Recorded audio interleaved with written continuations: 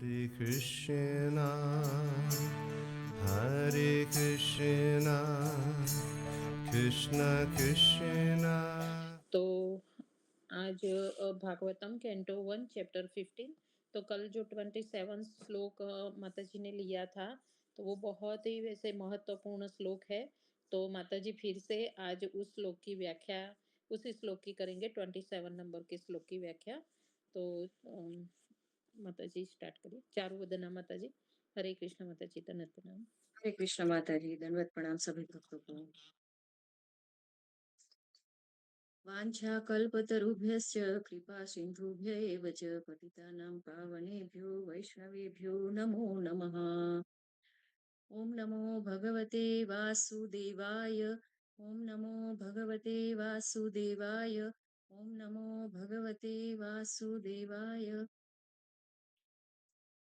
तो कल हमने कैंटो 1 चैप्टर 15 श्लोक 27 को थोड़ी बहुत समझने की कोशिश की थी, और आज भी हम इसको एक अलग तरीके से समझने की कोशिश करेंगे। भागवतम का ये श्लोक वैसे तो बहुत ही महत्वपूर्ण है, इसलिए ये श्लोक के द्वारा हमें पूरी भगवत गीता का सार मिल जाता है, हम ऐसा कह सकते हैं। तो मानो ये पूरी भगवत गीता का पूरा निचोड़ है इस श्लोक में, हम अ, यह भी कह सकते हैं। तो इस श्लोक में बताया गया है जो भी, तो हम आज उसको अलग तरीके से थोड़ा समझने की कोशिश करेंगे। तो श्लोक है, देश कालार्थ युक्तानि हतताप उपशमानि च हरन्ति स्मरतः चित्तम गोविंद अभिहितानि में।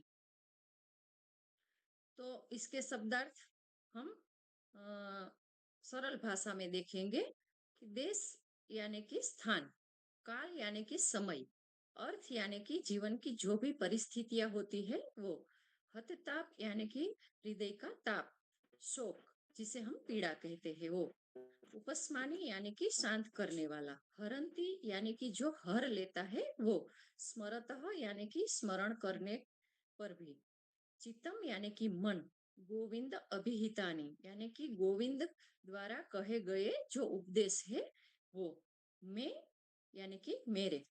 तो इसका भावार्थ, सॉरी, पहले हम अनुवाद देखेंगे। अब मैं भगवान गोविंद द्वारा मुझे दिए गए उपदेशों की ओर आकृष्ट हूँ, क्योंकि वे देश काल की समस्त परिस्थितियों में हृदय की जलन को शांत करने वाले आदेशों से परिपूर्ण बनाए गए हैं। तो हम उसका भावार्थ अगर संक्षिप्त में देखें तो क्या हो सकता है, तो ये भी प्रभुपाद ने बहुत अच्छी तरीके से हमें समझाया है। श्रील प्रभुपाद की जय।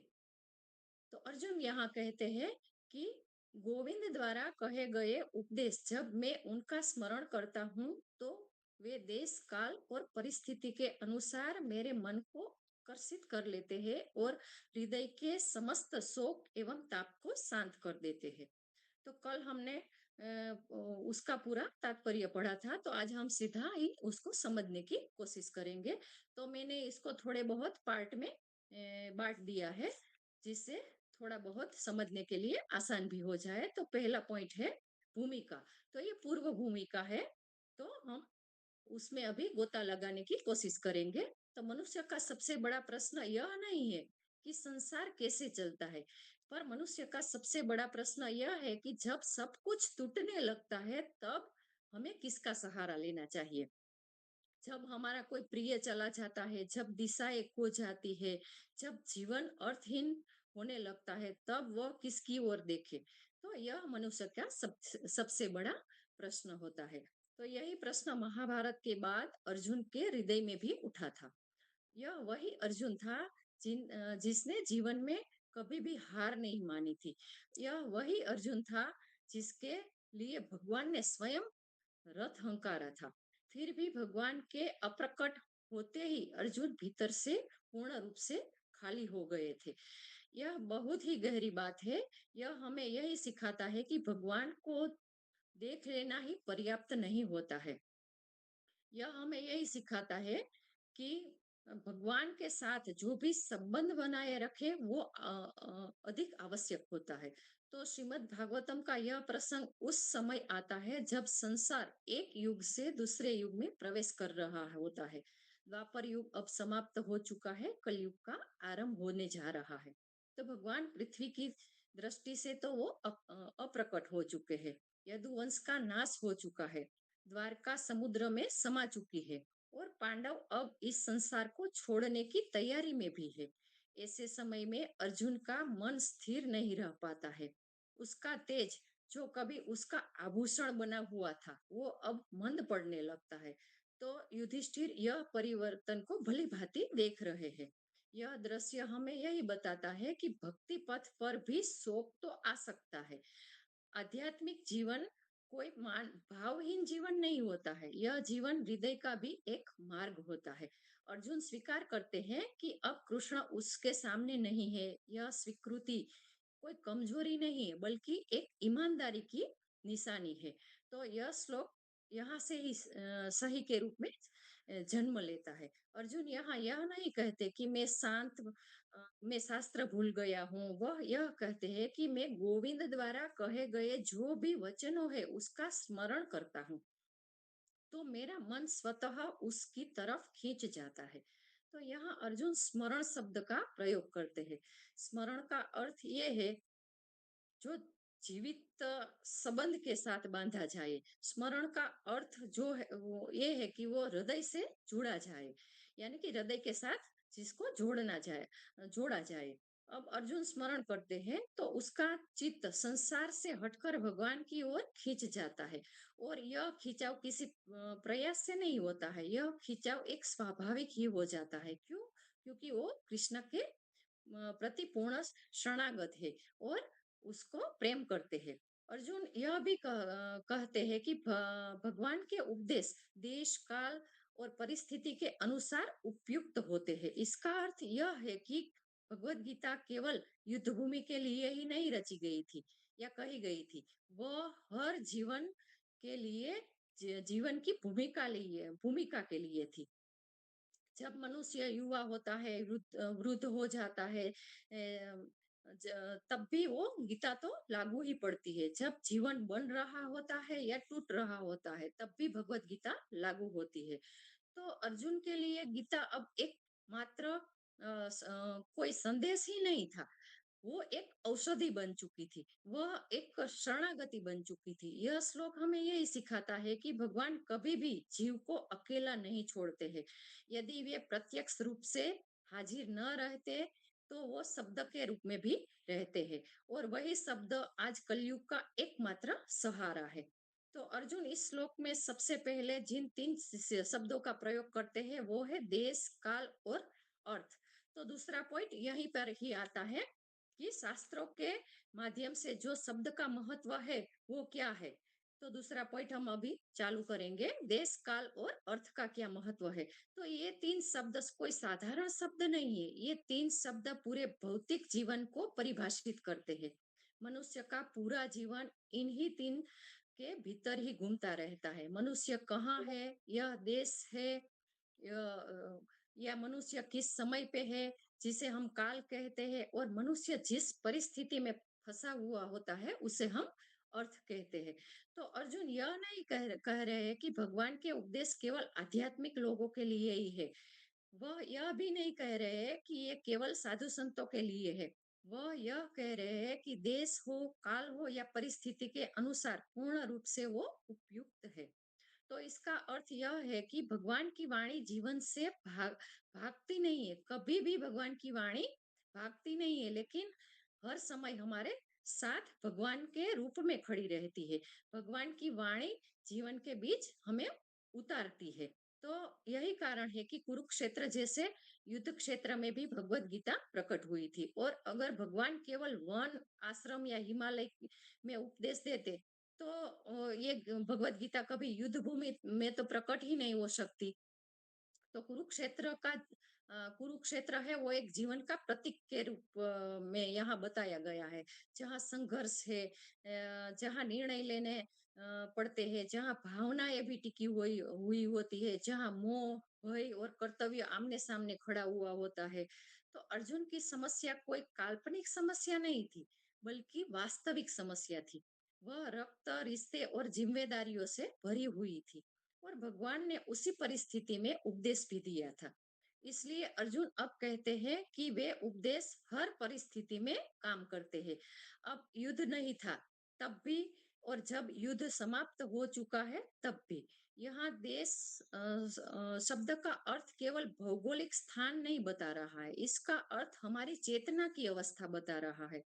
जब मनुष्य भक्ति में है तब भी गीता लागू होती है, और मनुष्य जब भ्रम में होता है तब भी गीता लागू होती है। जब मनुष्य सफल हो जाता है तब भी गीता लागू होती है, और जब मनुष्य पूर्ण रूप से टूट जाता है तब भी गीता लागू होती है। तो देश बदल सकता है, काल बदल सकता है, परिस्थिति बदल सकती है, लेकिन जो भगवान की वाणी है वो कभी भी नहीं बदल सकती। यह संसार की किसी भी पुस्तक के साथ इसकी संभावना सॉरी संभव नहीं हो सकता है। सामान्य ज्ञान समय के साथ पुराना हो जाता है, विज्ञान भी बदल जाते हैं, विज्ञान के सिद्धांत भी बदल जाते हैं, लेकिन जो भगवान की वाणी है वो कभी भी नहीं बदल सकती है। तो यहाँ भगवान की वाणी का बहुत महत्वपूर्ण संदेश भागवतम हमें दे रहा है। भगवान की जो वाणी है वो शाश्वत है, क्योंकि वो ही एक सत्य से जुड़ी हुई होती है, कोई समय से जुड़ी हुई नहीं होती है। तो अब अर्जुन हतताप शब्द का प्रयोग करते हैं। यह शब्द ये बहुत ही गहरा है। तो हतताप का अर्थ केवल दुख नहीं होता है, हतताप का अर्थ है हृदय में जलना। हम जलन को वियोग वो जलन है वो वियोग से ही आती है। वह जलन असुरक्षा से आती है। वह जलन जो भविष्य के भय से आती है।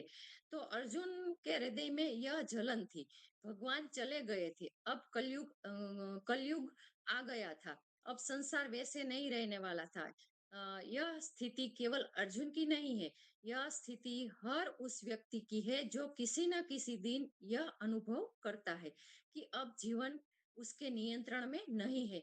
मनुष्य बाहर से शांत दिख सकता है, लेकिन भीतर से वो पूर्ण रूप से टूटा हुआ होता है, यानी कि हतताप जलता रहता है।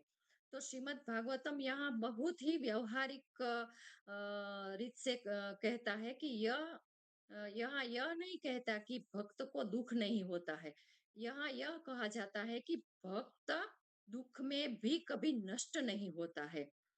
अर्जुन कहते हैं कि भगवान के उपदेश उस हतताप को शांत करते हैं। यह शांति बाहर से नहीं आती है, यह शांति भीतर से ही आ सकती है। यहाँ उपशमानी शब्द का भी प्रयोग किया हुआ है। इसका अर्थ है धीरे धीरे शांत करना।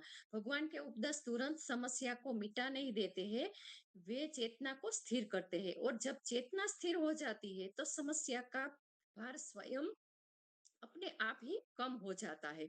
अब अर्जुन कहते हैं कि जब मैं उन उपदेशों का स्मरण करता हूँ तो मेरा चित्त हर लिया जाता है। यह बहुत ही सुंदर वाक्य है, चित्त को हर लेना। तो सामान्य रूप से चित्त संसार द्वारा हर लिया जाता है। विषय, स्मृति, भय, इच्छा सब चित्त को खींचते हैं, लेकिन अर्जुन कहते हैं कि वचन, भगवान के वचन उसका चित्त खींच लेते हैं। यहाँ आकर्षण भक्ति का है, तो यहाँ से ही सच्ची भक्ति की शुरुआत होती है। यहाँ कोई भी भक्ति में कोई जबरदस्ती नहीं है, कोई अनुशासन नहीं है। यहाँ सिर्फ और सिर्फ प्रेम से उत्पन्न हुआ जो आकर्षण है वो ही है। यहाँ अर्जुन गोविंद शब्द का भी प्रयोग करते हैं। तो यह नाम बहुत ही महत्वपूर्ण है, हम सब लोग जानते हैं। जो इंद्रियों को आनंद देता है, जो धरती को आनंद देता है, जो गायों को आनंद देते हैं, वो गोविंद कहलाते हैं। तो अर्जुन यह नहीं कहते हैं कि मैं दार्शनिक उपदेश याद कर रहा हूँ, वह यह कहते हैं कि मैं गोविंद द्वारा कहे गए उन वचनों का स्मरण करता हूँ। तो इसका अर्थ ये है कि उन वचनों में उनके प्रति प्रेम है, उन वचनों में करुणा है, उन वचनों में भगवान के प्रति संबंध है। तो भगवान का उपदेश कोई शुष्क सिद्धांत नहीं है, वह संबंध की एक भाषा है। इसलिए अर्जुन का चित्त खींच जाता है, इसलिए उसका हृदय है वो ठंडा पड़ने लगता है, इसलिए ही वह टूटने के बाद भी बिखरते नहीं है। यह श्लोक आज के मनुष्य को सीधा ही संदेश देता है कि आज के मनुष्य भी देश काल और परिस्थिति से दबा हुआ होता है। आज भी उसके हृदय में पश्चाताप है, आज भी वो उनका समाधान ढूंढ रहा होता है। तो श्रीमद् भागवतम कहता है कि समाधान बाहर नहीं मिलता है, समाधान केवल भीतर ही मिल सकता है, और भीतर पहुंचने का मार्ग केवल और केवल भगवान की वाणी होती है। जब मनुष्य भगवान के वचनों का स्मरण करता है, तो उसका चित्त धीरे धीरे स्थिर होता है, और जब चित्त स्थिर होता है तो जीवन संभलने लगता है। अर्जुन हमें यहाँ यही सिखाना चाहते हैं कि भगवान के जाने के बाद भी भगवान का जो सहारा है वो समाप्त नहीं हुआ है। वह सहारा शब्दों के रूप में आज भी हमारे साथ जीवित रहता है, और वही शब्द कलयुग में भी पूर्ण रूप से बड़ा बन के खड़ा रहेगा, और वो ही हमारा सच्चा धन बन के खड़ा रहेगा। अभी तीसरा पॉइंट हम समझने की कोशिश करेंगे कि हतताप शब्द जो शब्द है उनकी महिमा क्या होती है। तो इस श्लोक में सबसे बड़ा और सबसे मानवीय शब्द हम कहे तो वो है हतताप शब्द। यह शब्द केवल शोक को व्यक्त नहीं करता है, यह शब्द उस जलन को व्यक्त करता है जो हृदय में भीतर लगातार जलती रहती है। हत्ताप वही स्थिति है जहां मनुष्य बाहर से सामान्य दिखाई देता है, लेकिन भीतर से पूर्ण रूप से टूटा हुआ दिखता है। यह वह अवस्था है जहां आंसू नहीं दिखाई देते, लेकिन मन बेचैनी से एक क्षण भी बैठ नहीं पाता है। अर्जुन इस अवस्था को बहुत ही अच्छी तरह से जानते हैं। उसने युद्ध का भी भय देखा था, अपनों को खो देने का दर्द भी देखा था, लेकिन जो पीड़ा अब थी, यानी कि जो भगवान अप्रकट हो चुके हैं, वो पीड़ा सबसे बड़ी गहरी पीड़ा थी, क्योंकि अब भगवान अप्रकट हो चुके हैं। यह पीड़ा साधारण वियोग नहीं है, यह उस व्यक्ति की पीड़ा थी जिसने जीवन का अर्थ भगवान के साथ पूर्ण रूप से जोड़ लिया था, और अब वही प्रत्यक्ष सहारा चला गया था। यहाँ से हम एक बहुत ही महत्वपूर्ण सिद्धांत समझ सकते हैं कि भक्ति जीवन को भाव शून्य कभी नहीं बनाती है, भक्ति जीवन को हमेशा संवेदनशील बनाती है। अर्जुन कोई पत्थर नहीं था, उसका हृदय आज भी जीवित था, और जहाँ हृदय जीवित होता है वहां पीड़ा का अनुभव बेशक होता ही है। तो श्रीमद् भागवतम यहाँ यह नहीं कह रहा है कि भक्त कभी दुखी नहीं होता। यह कहता है कि भक्त का दुख उसे कभी नष्ट नहीं होने देता है। हत्ताप का एक कारण ये भी है जिसे हम वियोग कह सकते हैं। जब वह वस्तु या व्यक्ति जिससे हमें हम हृदय से हुए होते हैं, वो अचानक से दृश्य से हट जाता है, तो भीतर एक जलन सी उत्पन्न हो जाती है। लेकिन अर्जुन का हत्ताप केवल वियोग से उत्पन्न नहीं था, उसका हत्ताप उत्तरदायित्व से भी जुड़ा हुआ था। अब कलयुग आने वाला था, अब संसार पहले जैसा नहीं रहने वाला था, अब धर्म को संभालने का भार भगवान के बिना मनुष्यों के कंधे पर भी आने वाला था। यह भार अर्जुन के हृदय में जलन बनकर बैठ गया था। तो आज का मनुष्य भी यही अनुभव करता है। आज भी लोग कहते हैं कि पहले जैसा पहला अच्छा समय था, आज पहले जैसा समय नहीं रहा है। यह अनुभूति हत्ताप को जन्म देती है। अब प्रश्न ये उठता है, क्या इस हत्ताप का कोई समाधान है? तो श्रीमद् भागवतम कहता है, हाँ, लेकिन समाधान कोई पलायन नहीं है, समाधान भावनाओं को दबाना भी नहीं है, समाधान संसार को छोड़ना भी नहीं है। समाधान क्या है? तो फिर से एक शब्द आता है, उपशमन। तो समाधान है उपशमन। इस श्लोक में अर्जुन कहते हैं कि भगवान के उपदेश हत्ताप का उपशमन करते हैं। उपशमन का अर्थ है धीरे धीरे शांत करना। तो जैसे कोई वैद्य जबर को शांत करता है, वैसे ही भगवान की वाणी हृदय की जलन को शांत करती है। तो भगवान के उपदेश यहाँ यह नहीं कहते हैं कि तुम्हारा दुख झूठा है, वे यह कहते हैं कि तुम्हारा दुख मैं समझ सकता हूँ। यही कारण है कि भगवत गीता काम करती है। वह मनुष्य के अनुभव को नकारती नहीं है, वह उसे एक उच्च दृष्टि प्रदान करती है। जब अर्जुन गीता के वचनों का स्मरण करते हैं तो उसका दुःख अचानक गायब नहीं होता है, लेकिन उसका दुःख उसे तोड़ना बंद कर देता है। यह बहुत ही बड़ा अंतर होता है। आज की मनोविज्ञान भी यही कहती है कि समस्या से लड़ने से पहले मन को स्थिर करना आवश्यक होता है। तो श्रीमद् भागवतम यह काम भगवान की वाणी से करते हैं। तो अर्जुन का चित्त धीरे धीरे स्थिर होने लगता है। उसका मन बार बार भविष्य की ओर नहीं भागता है, उसका मन बार बार अतीत की ओर नहीं फंसता है। वह वर्तमान में ठहरने लगता है और यही शांति की सच्ची शुरुआत होती है। यहाँ हमें समझना बहुत ही आवश्यक है कि अर्जुन स्मरण किसका करते हैं, तो वह किसी घटना को नहीं याद करते हैं, किसी भी दर्शन को नहीं दोहराते हैं, लेकिन वो गोविंद द्वारा कहे गए जो वचन है उसका स्मरण करते हैं। तो स्मरण का बहुत ही महत्व है यहाँ पे। हम जानते हैं कि जो भी कार्य की शुरुआत होती है हमारे जीवन में, भक्ति की शुरुआत होती है, तो नवधा भक्ति में श्रवण सबसे पहले आता है। और श्लोक भी आता है ना श्रीमद् भागवतम में, 7वें, हाँ, 7वें कैंटो में 5वाँ अध्याय है और आई थिंक 23वां श्लोक है। श्रवणम कीर्तनम विष्णु स्मरणम पादसेवनम अर्चनम वंदनम वंदनम दास्यम साख्यम आत्मनिवेदन निवेदनम। तो गोविंद द्वारा जो भी वचन कहे गए हैं उसका स्मरण यहाँ अर्जुन करते हैं। तो इसका अर्थ यही है कि शब्दों के पीछे जो छुपा हुआ व्यक्तित्व है वो उससे उसको जोड़ता है। शब्द और वक्ता अलग नहीं होता है कभी भी।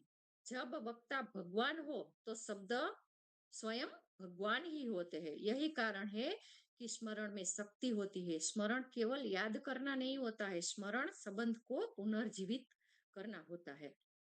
अब अर्जुन स्मरण करते हैं तो भगवान पुनः उसके हृदय में प्रकट हो जाते हैं।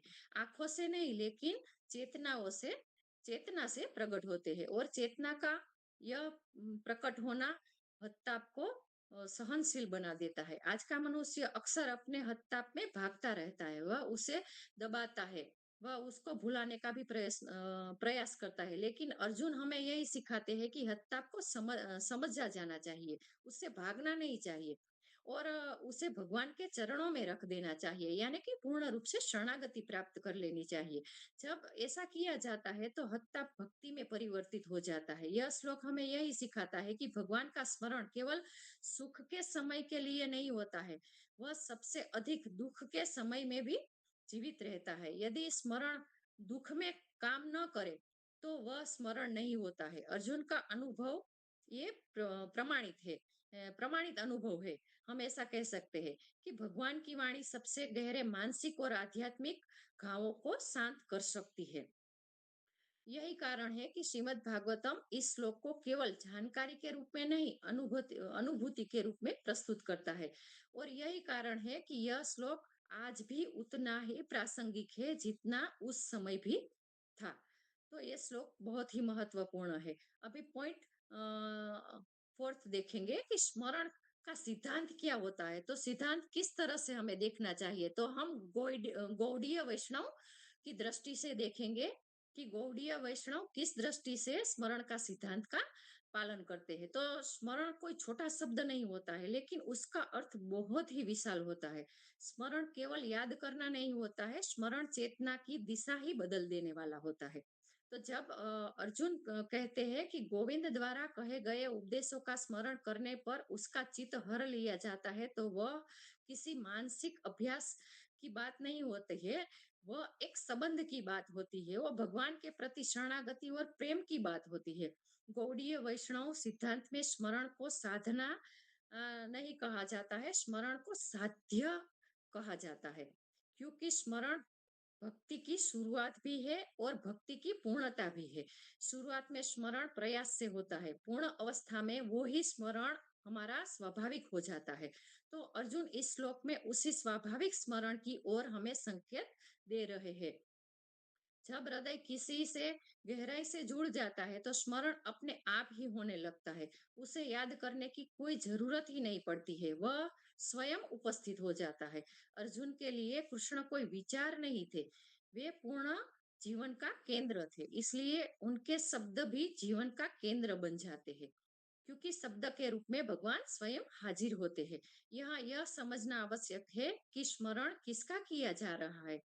अर्जुन उपदेश शब्द का भी प्रयोग करते हैं, लेकिन वह उपदेश कोई दर्शन नहीं बताता है, वह उपदेश कोई व्यक्ति से जोड़ता है। इसलिए कहा जाता है कि गोविंद द्वारा कहे गए, यह बहुत ही सूक्ष्म अंतर है। शब्द और वक्ता का अंतर यहाँ मिट जाता है। तो गौड़ीय परंपरा कहती है कि भगवान नाम, रूप, गुण और लीलाओं में पूर्ण रूप से उपस्थित रहते हैं, इसलिए उनका स्मरण केवल मानसिक नहीं होता है, वह आध्यात्मिक बन जाता है। जब अर्जुन स्मरण करते हैं, तब वह अतीत में नहीं भागते हैं, वह वर्तमान में भगवान को आमंत्रित करते हैं। स्मरण का यही तो एक रहस्य होता है। तो आज का मनुष्य जब स्मरण शब्द सुनता है तो वह उसे याददाश्त के रूप में या शब्द में जोड़ देता है, लेकिन शास्त्र में स्मरण एक चेतना से जुड़ा हुआ शब्द है। चेतना जिस ओर जाती है, मन उसी ओर खींच जाता है। इस श्लोक में हरंती स्मरति चित्तम कहा गया है, अर्थात स्मरण करते समय चित्त हर लिया जाता है। यहाँ चित्त को कोई नियंत्रण नहीं किया जा रहा है, यहाँ चित्त को खींचा जा रहा है। किस ओर? तो भगवान की ओर। विषय भी चित्त को खींचते हैं, भय भी चित्त को खींचता है, इच्छा भी चित्त को खींचती है, लेकिन भगवान का जो स्मरण होता है वो हमारे चित्त को शुद्ध कर देता है। इसलिए स्मरण केवल नकारात्मक से बचने का कोई उपाय नहीं होता है, यह सकारात्मक आकर्षण होता है। गौड़ीय परंपरा में इसे रागानुराग का बीज भी कहा गया है, जहाँ चित्त नियम से नहीं लेकिन प्रेम से खींचा हुआ होता है। अर्जुन का स्मरण प्रेम से पूर्ण रूप से भरा हुआ है, इसलिए वह शोक में भी स्थिर रहते हैं। अब एक बहुत ही महत्वपूर्ण बात समझनी चाहिए कि स्मरण का अर्थ संसार से कट जाना नहीं होता है। अर्जुन संसार में ही थे, उनके सामने कई जिम्मेदारियां थी, राजा युधिष्ठिर है, कलयुग है, भविष्य की भी चिंता है, फिर भी स्मरण उसे निष्क्रिय नहीं बनाता है।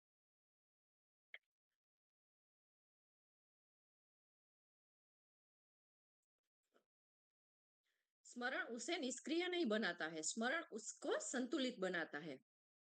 गौड़ीय सिद्धांत कहता है कि स्मरण पलायन नहीं होता है, स्मरण संलग्नता का एक शुद्ध रूप होता है। जब मनुष्य स्मरण करता है तो वह संसार से भागता नहीं है, वह संसार में सही स्थान ले लेता है। अर्जुन की चेतना यही दर्शाती है, वह शोक में डूबकर सब छोड़ नहीं देता है, वह स्मरण के सहारे स्वयं को पुनः स्थापित करता है। यह स्मरण किसी बाहरी साधन पर निर्भर नहीं रहता है, यह शास्त्र के शब्दों पर आधारित होता है और शास्त्र के शब्द भगवान से अभिन्न होते हैं। यही कारण है कि कलयुग में स्मरण को सर्वोच्च स्थान दिया गया है। जब प्रत्यक्ष दर्शन संभव नहीं होते हैं, तब लीलाएं आंखों से नहीं दिखती है, तब स्मरण ही एक सेतु बन जाता है। अर्जुन का अनुभव हमें यही सिखाता है कि स्मरण कोई विकल्प नहीं होता है, वह हमारी आवश्यकता होती है। जब हमारा हृदय जल रहा होता है तो केवल तर्क काम नहीं करते हैं, लेकिन जो भगवान के साथ हमारा संबंध है वो स्मरण के रूप में जीवित रहता है। तो इसलिए गौड़ीय वैष्णव परंपरा श्रवण और कीर्तन को स्मरण का आधार मान लेती है। जो सुना जाता है वही स्मरण बनता है, और जो स्मरण बनता है वही तो हमारा जीवन बन जाता है। अर्जुन ने कुरुक्षेत्र में जो सुना था, अब वो उनका जीवन बन गया है। यही शास्त्रीय नियम भी है। तो आज के मनुष्य के लिए यही शिक्षा अत्यंत व्यवहारिक है कि जीवन में स्मरण नहीं है तो संकट में मन भटक जाएगा, लेकिन यदि स्मरण है तो संकट में भी मन को तोड़ा नहीं जा सकता। स्मरण का यही एक सिद्धांत है। इस श्लोक का एक अदृश्य आधार भी है। तो शब्दों में कह सकते हैं कि कम है, लेकिन इसका प्रभाव तो अनंत है। अर्जुन इस श्लोक में केवल अपनी बात नहीं कर रहे हैं, वह आने वाले युग को मार्ग दिखाने की बात कर रहे हैं। वह कह रहे हैं कि जब भगवान दिखाई न दे तब भी उनसे जुड़ने का मार्ग बंद नहीं होना चाहिए। वह मार्ग स्मरण होता है और स्मरण का आधार भगवान की वाणी होता है।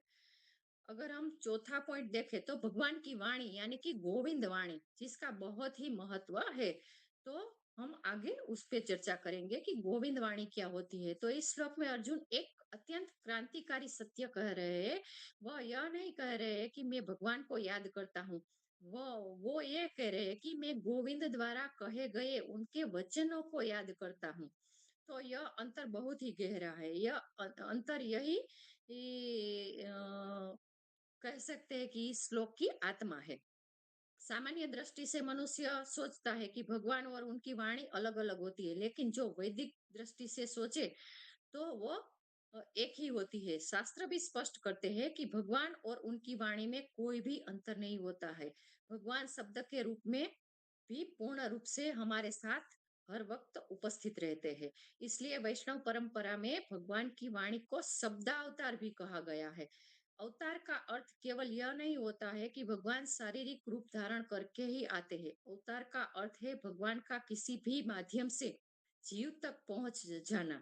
जब भगवान ध्वनि के माध्यम से आते हैं तो वह वही अवतार ही एक कहलाता है। अर्जुन यह समझ चुके हैं कि इसलिए ही भगवान के अप्रकट होने के बाद भी आज वे, वे गिरे नहीं हुए हैं, यानी कि वो शून्य नहीं बने हैं, लेकिन भगवान का स्मरण करते हैं क्योंकि उसके पास भगवान की वाणी का खजाना है। यहाँ हम एक बात बहुत व्यवहारिक प्रश्न पूछ सकते हैं। एक बात को लेकर, अगर भगवान शब्दों में उपस्थित है तो वह शब्द कैसे काम करता है, ऐसा हम प्रश्न पूछ सकते हैं। तो उसका उत्तर भी मिल जाता है कि ध्वनि केवल कानों से नहीं सुनी जाती, ध्वनि चेतना में भी प्रवेश करती है। संसार की ध्वनियां चित्त को अशांत करती है, वे इच्छाएं पैदा करती है, वे भय भी पैदा करती है, वे अस्थिरता भी पैदा करती है। लेकिन जो भगवान की वाणी होती है वो चित्त को शांत करती है, वह हमें दिशा दिखाती है, वो हमें स्थिरता लाती है। इसलिए अर्जुन कहते हैं कि जब मैं स्मरण करता हूँ तो मेरा चित्त हर लिया जाता है। यहाँ हर लिया जाना नियंत्रण का संकेत नहीं है, लेकिन एक आकर्षण का संकेत बताया गया है। भगवान की वाणी चित्त को अपनी ओर खींच लेती है। यह वही सिद्धांत है जो नाम स्मरण में काम करता है। नाम भी ध्वनि है, शास्त्र भी ध्वनि है, भगवत गीता भी ध्वनि है और ध्वनि में भगवान पूर्ण रूप से हर हमेश उपस्थित रहते हैं। इसलिए वैष्णव परंपरा कहती है कि कलयुग में भगवान को देखने का साधन आंखों से नहीं बल्कि कानों से होना चाहिए। जिसे हम सुनते हैं, वह जिसे हमें पता चलता है। अर्जुन ने कुरुक्षेत्र में सुना था, अब वह उसे सुने हुए सत्य को ही अपने जीवन में सहारा बन के वो शब्द उतर आए हैं, यानी कि वो ज्ञान अभी उसका सहारा बन चुका है। यह श्लोक हमें यही सिखाता है कि भगवान की वाणी समय से बांधी नहीं जाती।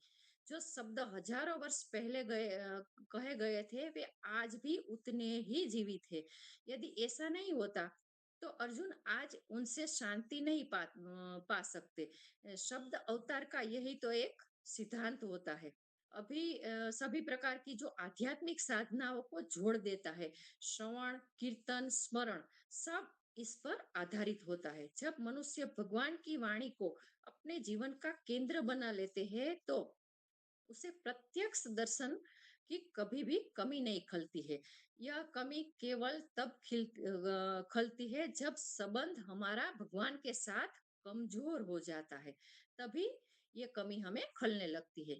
अर्जुन का संबंध मजबूत था क्योंकि अर्जुन भगवान को बहुत ही प्रेम करते थे, उनके प्रति पूर्ण रूप से शरणागत थे। इसलिए भगवान के अप्रकट होने के बाद भी वह भगवान से कटे नहीं थे। यहाँ हमें एक बात बहुत ही व्यवहारिक शिक्षा दी जाती है। यदि आज कोई कहता है कि भगवान दिखाई नहीं देते हैं, तो समस्या भगवान में नहीं है। समस्या यह है कि भगवान की वाणी जीवन में प्रवेश नहीं कर पाई है, यानी कि हमारे जीवन में आज भगवान की वाणी प्रवेश नहीं कर पाई है। हमारा हम उतने समझने के सक्षम नहीं है, इसलिए ही हम कमजोर हो जाते हैं। जब वाणी प्रवेश कर जाती है और हम पूर्ण रूप से शरणागत हो जाते हैं, तो भगवान स्वतः प्रवेश करते हैं। इसलिए शास्त्र बार बार कहता है कि भगवान को बुलाने के लिए किसी विशेष स्थिति की आवश्यकता कभी भी नहीं होती है, केवल कान और हृदय की आवश्यकता होती है। अर्जुन के पास यही था, इसलिए वह टूटने के बाद भी बिखरे बिखरे नहीं। भगवान की वाणी उसके लिए केवल ज्ञान ही नहीं थी, वह उसका एक सच्चा संबंध था, स्पर्श था और एक सच्चा सहारा भी था। यह श्लोक यह भी स्पष्ट करता है कि भगवान की वाणी कभी धोखा नहीं देती है। मनुष्य बदल जाता है, परिस्थिति भी बदल जाती है, समय भी बदल जाता है, लेकिन भगवान की वाणी हमेशा सत्य बन के ऐसे ही खड़ी रहती है। इसलिए उसे देश, काल और अर्थ के अनुसार उपयुक्त कहा गया है। शब्द अवतार का यही एक सच्चा सौंदर्य होता है। वह हर परिस्थिति में नया अर्थ प्रकट कर लेता है, लेकिन अपना सत्य कभी भी नहीं बदलता। अर्जुन का जीवन इस सिद्धांत का एक प्रमाण बन जाता है। जब युद्ध था, तब भी भगवत गीता ने उसे कर्म सिखाया था। यानी कि भगवान के जो उपदेश भगवत गीता के रूप में था, तो उसको कर्म सिखाया था। इसलिए तो हमारा एक चैप्टर कर्म योग भी आता है। जब युद्ध समाप्त हुआ, तब वही गीता उसकी एक शरण बन चुकी थी। यही भगवान की एक वाणी की पूर्णता होती है। तो इसलिए इस श्लोक में अर्जुन भगवान को नहीं पुकारते हैं, वह भगवान की वाणी को पकड़ते हैं। तो भगवान को पुकारना तो व्यर्थ ही माना जाएगा। जब भगवान वाणी के स्वरूप में हमारे पास है, हमारे पास साक्षात खड़े हैं, तो हमें उसको पकड़ना चाहिए और वही पकड़ उसे आगे भी ले जाती है। यहाँ हम यही सीखते हैं कि कलयुग में सबसे बड़ा चमत्कार भगवान की वाणी ही है। जो इसे पकड़ लेता है, वह कभी भी अकेला नहीं रहता है। अगला पॉइंट आता है अर्जुन का कैसे पतन और पुनरुत्थान। तो अर्जुन का जीवन हमें यही सिखाता है कि आध्यात्मिक पथ पर पतन का अर्थ असफलता नहीं होता है। पतन का अर्थ है चेतना का अस्थायी रूप से डगमगा जाना और पुनरुत्थान का अर्थ है चेतना का सही केंद्र पर लौट आना। अर्जुन के जीवन में यह पतन बहुत ही सूक्ष्म रूप से आया था। वह बाहरी रूप से टूटा हुआ नहीं दिखाई दे रहा था। वह अभी भी वही अर्जुन थे, जिसके हाथ में गांडीव था, जिसका अनुभव बहुत ही श्रेष्ठ था और जिसके पास बहुत बड़ा श्रेय भी था, यानी कि यश भी था, लेकिन भीतर से वो पूर्ण रूप से टूट चुके थे। यह पतन किसी पाप से नहीं आया था, यह पतन किसी अपराध से भी नहीं आया था, यह पतन केवल और केवल भगवान के वियोग से आया हुआ था। तो भगवान अब प्रत्यक्ष रूप से उसके सामने नहीं थे और अर्जुन की चेतना जो वर्षों से भगवान की प्रत्यक्ष संगति में थी, अब अचानक खालीपन अनुभव कर रही थी। यह बहुत ही मानवीय स्थिति होती है। अगर अक्सर लोग सोचते हैं कि भक्त को ऐसा अनुभव नहीं होता है, लेकिन श्रीमद् भागवतम इस भ्रम को यहाँ तोड़ देता है। भक्त भी दुख अनुभव करता है, भक्त भी शोक अनुभव करता है, भक्त भी अस्थिर हो जाता है। अंतर केवल इतना होता है कि भक्त वहीं पे रुक नहीं जाता है। अर्जुन का पतन उसे अंधकार में नहीं ले गया, उसका पतन उसे स्मरण की ओर, यानी कि भगवान का ज्ञान था, उसकी स्मरण की ओर ले गया है। तो यही से ही पुनरुत्थान का आरंभ हो जाता है। जब मनुष्य दुख में स्वयं से प्रश्न पूछ लेता है, तब पतन गहरा हो जाता है, लेकिन जब मनुष्य दुख में भगवान की ओर देखता है, तब वही उसकी एक सीढ़ी बन जाता है। तो अर्जुन ने यही किया था। वह अपने बल पर भरोसा नहीं करता था, वह अपने अतीत के यश को पकड़कर भी नहीं बैठे थे, वह अपनी योग्यता का गुणगान भी नहीं करते थे, वह सीधा ही भगवान की वाणी की शरणागति लेते हैं, भगवान की वाणी का आश्रय लेते हैं। यही पुनरुत्थान का एक रहस्य भी है।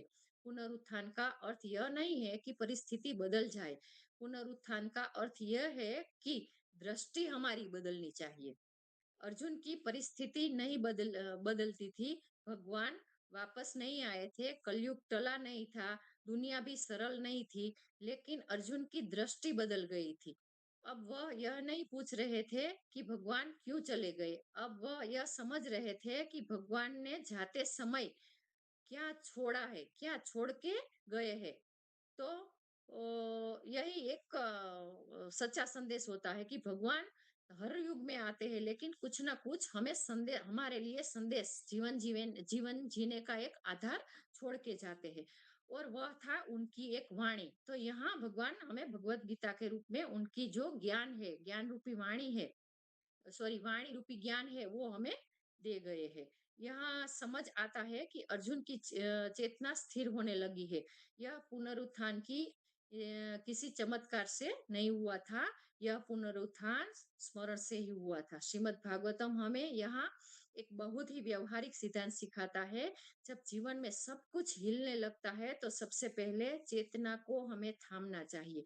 और चेतना को थामने का सबसे सरल मार्ग केवल और केवल भगवान की वाणी होती है। अर्जुन ने यही किया। उसने अपने अनुभवों को भगवान की वाणी के प्रकाश में देखा, और तब उसे समझ में आया कि वह अकेला नहीं है। भगवान की वाणी उसे वही सहारा दे रही है जो कभी भगवान की उपस्थिति उसको सहारा दे रही थी। यह बहुत ही गहरी बात है। यह दर्शाता है कि भगवान की उपस्थिति और भगवान की वाणी अलग अलग स्तर पे भले ही काम करती हो, लेकिन प्रभाव तो दोनों का एक ही होता है। इसलिए अर्जुन का पुनरुत्थान किसी बाहरी सहारे पर आधारित नहीं था, यह आंतरिक पुनरुत्थान था। यह हमें यही सिखाता है कि वास्तविक शक्ति शरीर में नहीं होती है, वो चेतना में होती है। जब चेतना गिरती है तो तो सबसे शक्तिशाली व्यक्ति भी कमजोर हो जाता है, और जब चेतना उठ जाती है तो सबसे साधारण व्यक्ति भी असाधारण बन जाता है। तो अर्जुन का जीवन इसका एक प्रमाण है। यही कारण है कि शास्त्र बार-बार कहता है कि संकट को हटाने की चिंता मत करो, चेतना को स्थिर करने करने की ही चिंता करो। जब चेतना स्थिर हो जाती है, तो संकट का प्रभाव अपने आप ही कम हो जाता है। अर्जुन अब हर्ष और शोक के बीच में झूल नहीं रहे हैं। वह समत्व की ओर बढ़ रहे हैं। वह यही समत्व है कि जिसकी शिक्षा भगवान ने कुरुक्षेत्र में दी थी, वह अब वही शिक्षा अर्जुन को जीवन में भी फल दे रही थी। यह पुनरुत्थान किसी एक दिन में नहीं हुआ था, यह धीरे-धीरे हुआ था, लेकिन यह पूर्ण रूप से स्थायी था। वो टेम्परेरी नहीं था, परमानेंट हुआ था। यही भक्ति का एक सौंदर्य होता है। तो भक्ति कोई तात्कालिक समाधान नहीं देती है, भक्ति हमें परमानेंट यानी कि स्थायी आधार देती है। अर्जुन का पतन हमें डराता नहीं है, लेकिन उसका जो पुनरुत्थान होता है, वो हमें एक आशा देता है। तो यह आशा केवल अर्जुन के लिए नहीं थी, यह आशा हर एक व्यक्ति के लिए है जो जीवन में कभी न कभी टूटता रहता है। तो श्रीमद् भागवतम यहाँ यही कहता है कि यदि अर्जुन जैसे महाभागवत वियोग में डगमगा सकते हैं, तो हमारे जैसे साधारण लोग को डगमगाए तो कोई आश्चर्य नहीं होगा। लेकिन यदि अर्जुन भगवान की वाणी के सहारे फिर से स्थिर हो सकते हैं, तो हमारे लिए भी वही मार्ग एक संपूर्ण मार्ग और खुला मार्ग है। यही इस भाग का एक सार है। तो अर्जुन का पतन हमें मानवता सिखाता है, और अर्जुन का जो पुनरुत्थान है, वो हमें भक्ति सिखाता है। अगर हम कंक्लूजन की तरफ देखें, तो अर्जुन की कथा केवल अतीत की घटना नहीं है, यह आज के हर एक मनुष्य को एक दर्पण के समान देखनी चाहिए। आज भी मनुष्य उसी देश, काल और परिस्थिति से पूर्ण रूप से घिरा हुआ है। आज भी उसके हृदय में हत्ताप चल रहा है। आज भी वह किसी ऐसे सहारे की तलाश में है जो उसे भीतर से स्थिर कर सके। अर्जुन का जीवन हमें यही सिखाता है कि जीवन में सबसे बड़ा संकट बाहरी नहीं होता है, सबसे बड़ा संकट होता है चेतना का डगमगा जाना। जब चेतना गिरती है, तो सब कुछ होते हुए भी मनुष्य खाली हो जाता है। आज का मनुष्य भी यही अनुभव करता है। उसके पास साधन है, लेकिन कोई दिशा नहीं है। उसके पास ज्ञान है, लेकिन शांति नहीं है। उसके पास लोग भी है, लेकिन भीतर से वो अकेलापन महसूस करता है। तो श्रीमद् भागवतम कहता है कि इस स्थिति का समाधान बाहर खोजने से नहीं मिलेगा, समाधान केवल चेतना के स्तर पर होगा, और चेतना को स्थिर करने का सबसे प्रभावशाली साधन भगवान की एकमात्र वाणी होती है। तो अर्जुन ने भी यही किया। उसने अपने दुख का दोष किसी को भी नहीं दिया। उसने यह नहीं किया, कहा कि भगवान ने मुझे छोड़ दिया है। उसने समझा कि भगवान ने जाते समय मुझको क्या दिया है, और वह यह था कि वो भगवान की वाणी थी। यह समझ आता है कि अर्जुन की चेतना बदलने लगी है। अब वह केवल शोक करने वाला व्यक्ति नहीं था। अब वह अनुभव करने लगा था कि भगवान अभी भी उससे दूर नहीं है, वाणी के रूप में हमेशा उसके साथ है। भगवान ध्वनि के रूप में उपस्थित है, भगवान उपदेश के रूप में उपस्थित है, भगवान स्मरण के रूप में हर हमेश उसके साथ उपस्थित है। यह वही सिद्धांत है जिसे गौड़ीय वैष्णव परंपरा शब्द अवतार भी कहती है। कलयुग में भगवान को देखने का एक ही मार्ग है, आंखों से बंद हो जाए तो कानों से सुनने का ये एक सर्वश्रेष्ठ मार्ग है। जो सुनता है वो ही तो पाता है, जो स्मरण करता है वो ही टिकता है। ये एक नियम है। अर्जुन का जीवन इस सत्य का एक प्रमाण बन जाता है। अब अर्जुन केवल स्वयं को नहीं संभाल रहे थे, वह भविष्य की मानवता के लिए एक उदाहरण बन चुके थे। उसके जीवन में यह स्पष्ट हो जाता है कि आध्यात्मिक जीवन का अर्थ भावनाओं का अंत नहीं होता है। आध्यात्मिक जीवन का अर्थ भावनाओं का शुद्धिकरण होता है। तो अर्जुन दुख में भी जीवित थे, लेकिन वह दुख में डूबे नहीं थे, वह दुख को भक्ति में बदलने लगे थे। यही वास्तविक एक साधना होती है। आज के मनुष्य के लिए यही शिक्षा अत्यंत ही सीधी है। जब जीवन में कुछ टूटे तो सबसे पहले स्मरण को पकड़ो। जब भविष्य डराने लगे तो भगवान की वाणी को सुनो, और जब हृदय जलने लगे तो उसी जलन को भगवान के चरणों में रख दो। तो श्रीमद् भागवतम यह नहीं कहता है कि तुम्हारी समस्या छोटी है, वह यह कहता है कि भगवान सबसे बड़े हैं। जब चेतना भगवान से जुड़ जाती है तो समस्या अपने आप ही छोटी बन जाती है और एक आकार ले लेती है। तो अर्जुन की चेतना धीरे धीरे समत्व की ओर बढ़ गई। वह हर्ष और शोक दोनों से ऊपर उठने लगा। यह वही समत्व है जिसकी शिक्षा भगवत गीता में दी गई है। अब वही शिक्षा भागवतम में फलीभूत हो रही है। यहाँ से पांडवों की जीवन की यात्रा एक नए चरणों में प्रवेश करती है। अब वे राज्य के मोह में नहीं थे, अब वे कर्तव्य को पूरा करके आगे बढ़ने के लिए भी तैयार थे। यहाँ हम यही सीखते हैं कि भगवान की वाणी केवल संसार में जीने के लिए नहीं होती है, वह संसार से विदा लेने के बाद भी मार्गदर्शन देती ही रहती है। तो भगवान की वाणी जीवन के आरंभ में भी काम आती है और जीवन के अंत में भी काम आती है। यह उसकी पूर्णता होती है। इसलिए श्रीमद् भागवतम इस श्लोक को बहुत ही सम्मान के साथ प्रस्तुत करता है। यह श्लोक में बताता है कि भगवान कभी भी अपने भक्त को अनाथ नहीं छोड़ते हैं। यदि वे प्रत्यक्ष रूप से नहीं रहते तो वो अपने शब्दों के रूप के माध्यम से हमेशा हमारे साथ रहते हैं, और शब्द के रूप में वे और उनकी भूमिका सदा सुलभ रहती है। कलयुग में यही भगवान की सबसे बड़ी हम पे कृपा होती है। अर्जुन की कथा हमसे ये अपेक्षा नहीं करती है कि हम भी अर्जुन बन जाए। वह हमसे यह अपेक्षा करती है कि हम अर्जुन से कुछ सीखे। सीख यह है कि संकट के समय शिकायत मत करो, लेकिन स्मरण करो। संकट तो हर व्यक्ति पे आता ही है, लेकिन हमें स्मरण करना चाहिए, कभी शिकायत नहीं करनी चाहिए। जब स्मरण गहरा हो जाता है तो जीवन अपने आप ही संभलने लगता है। यही कारण है कि श्रील प्रभुपाद बार बार कहते हैं कि भगवत गीता और भागवतम जीवन की जो दो पुस्तिका ही नहीं है, वो एक जीवन जीने का मैन्युअल है, स्वयं एक जीवन है। जो इन्हें जीवन में उतार लेता है वह कभी भी नहीं हारता, कभी भी नहीं गिर सकता, कभी भी नहीं टूट सकता। अर्जुन गिरा लेकिन टूटा नहीं, और यही आशा श्रीमद् भागवतम आज के मनुष्यों को भी देता है। इसलिए ये श्लोक केवल अर्जुन का श्लोक नहीं है, ये हर एक उस व्यक्ति का श्लोक है जो जीवन में कभी ना कभी अकेलापन महसूस करता है। यह श्लोक कहता है कि तुम अकेले नहीं हो, भगवान अभी भी तुम्हारे साथ है। वो वाणी के रूप में तुम्हारे साथ है। तो यहाँ पे मैं अपनी वाणी को विराम देना चाहूंगी।